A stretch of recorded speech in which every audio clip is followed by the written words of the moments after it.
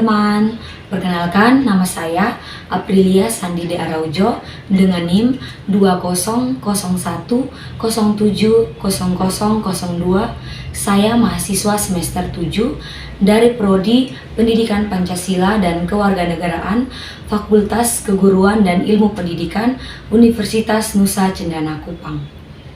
Video ini dibuat untuk memenuhi salah satu tugas mata kuliah filsafat. Pada video kali ini, kita akan membahas tentang kasus pengungsi Rohingya yang berada di Indonesia. Konflik yang terjadi di Myanmar antara agama Islam dan Buddha berdampak jangka panjang bagi etnis Rohingya yang berasal dari agama Islam.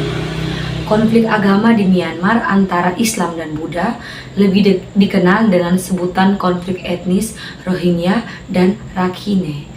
Meskipun konflik ini terjadi di internal Myanmar, tetapi membawa dampak bagi dunia internasional, terutama negara-negara yang berdekatan dengan Myanmar seperti Indonesia, Malaysia, dan Bangladesh.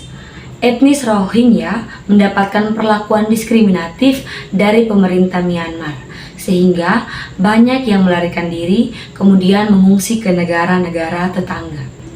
Konflik etnis antara mayoritas Rakhine dan minoritas Rohingya telah berlangsung lama yang menyebabkan terjadinya pelanggaran seperti pembunuhan, pembakaran rumah, dan tidak diakui etnis Rohingya sebagai salah satu bagian dari negara Myanmar. Pelanggaran HAM yang dilakukan oleh pemerintah Myanmar adalah adanya tindakan pemerkosaan, pembunuhan, serta pembakaran rumah-rumah etnis Rohingya.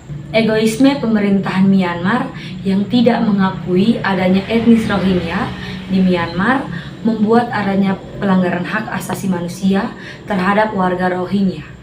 Video ini dibuat untuk menjelaskan tentang konflik yang terjadi di Myanmar sejak diterapkan sebuah kebijakan yang disebut Burmanisasi, yang dimana Burmanisasi merupakan kebijakan yang hanya mengakui adanya agama Buddha di Myanmar. Oleh sebab itu, etnis Rohingya yang merupakan salah satu etnis di Myanmar yang tidak diakui kewarganegaraannya hingga dilakukan tindakan kekerasan dan diskriminasi.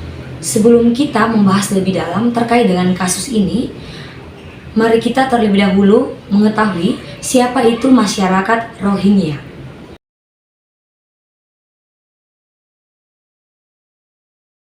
Rohingya merupakan suatu kelompok etnis Muslim yang hidup di Myanmar selama berabad-abad lamanya. Mereka adalah kaum minoritas dikarenakan penduduk Myanmar mayoritas memeluk agama Buddha. Hal ini yang membuat pemerintah Myanmar menyangkal kewarganegaraan Rohingya dan mengecualikan mereka dari sensus tahun 2014. Pemerintah menganggap bahwa Rohingya adalah imigran ilegal dari Bangladesh.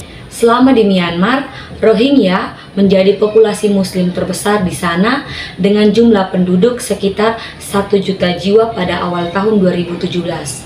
Sebagian besar warga Rohingya hidup di negara bagian Myanmar, yaitu Rakhine. Dikarenakan Rohingya tidak memiliki kewarganegaraan di Myanmar, hal itu yang kemudian membuat Rohingya mendapatkan berbagai perlakuan buruk dari warga setempat. Mereka mengalami pembunuhan, pemerkosaan, penyiksaan, dan ancaman lainnya yang menyangkut dengan nyawa mereka sendiri.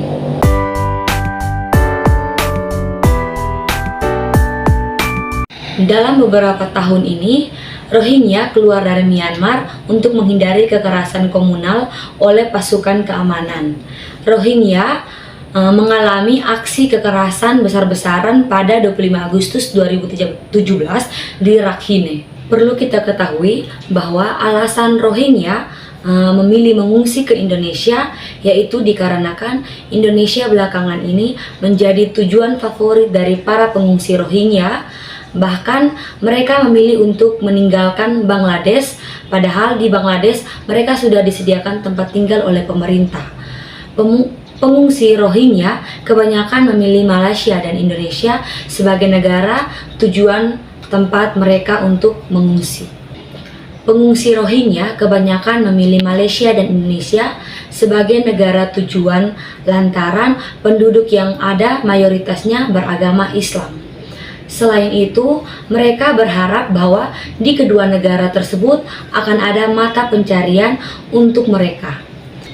Hal ini berbeda dengan kondisi mereka di tempat tinggal mereka dulu, yaitu di Bangladesh, yang mana mereka tidak bisa bebas untuk mencari pekerjaan dikarenakan keterbatasan mayoritas dan minoritas. Berdasarkan laporan UNHCR, ini merupakan gelombang kedatangan Rohingya yang ke-10 dalam 1 bulan terakhir.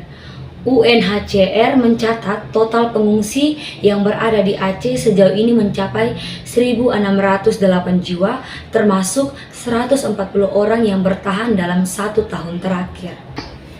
Alasan masyarakat Indonesia, khususnya di wilayah Aceh, membantu dan menolong masyarakat Rohingya dikarenakan di tempat mereka mempunyai adat dan tradisi, yaitu di mana jika terjadi musibah di laut seperti yang dialami oleh masyarakat Rohingya, penduduk setempat wajib untuk menolong dan membantu. Karena jika mereka tidak membantu penduduk masyarakat Rohingya tersebut, mereka akan mendapatkan sanksi adat. Istilah sanksi adat yang berada di wilayah Aceh ini disebut dengan hukum laut Aceh. Setelah kita mengetahui tentang siapa itu masyarakat Rohingya, apa tujuan dan alasan mereka memilih Indonesia sebagai tempat mengungsi mereka, dan juga alasan masyarakat Aceh di Indonesia memilih untuk membantu mereka di laut, kita sekarang akan membahas lebih dalam terkait dengan ini masyarakat Rohingya dari sudut pandang sila-sila yang terdapat dalam Pancasila. Dalam mengidentifikasi kasus pengungsi Rohingya di Aceh berdasarkan Pancasila, kita dapat melihat beberapa sila Pancasila untuk membahas dan menganalisis situasi tersebut. Pancasila adalah dasar filsafat negara Indonesia dan masing-masing sila memiliki prinsip-prinsip yang dapat diterapkan. Berikut adalah beberapa sudut pandang dari Pancasila yang dapat kita terapkan terkait dengan kasus pengungsi Rohingya yang berada di Indonesia. Mari kita bahas lebih lanjut berdasarkan sudut pandang Pancasila terkait dengan kasus pengungsi Rohingya yang berada di Aceh.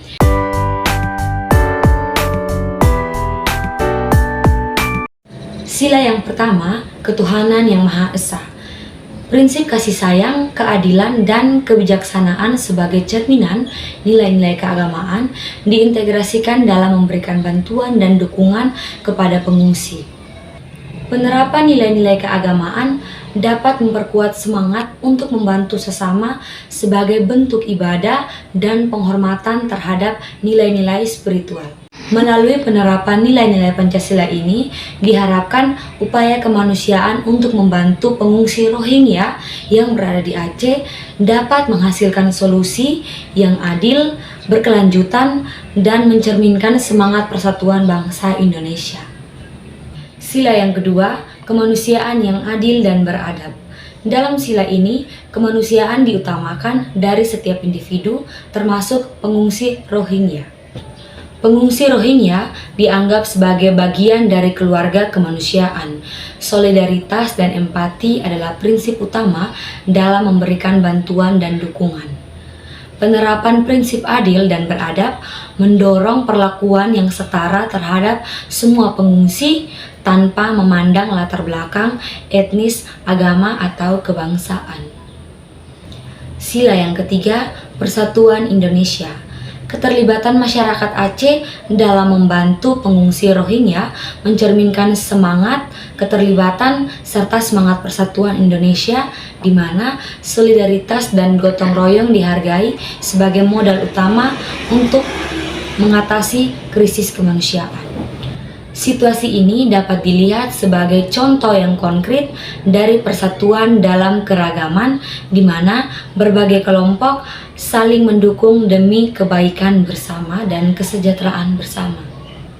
Sila yang keempat, kerakyatan yang dipimpin oleh hikmat kebijaksanaan dalam permusyawaratan perwakilan.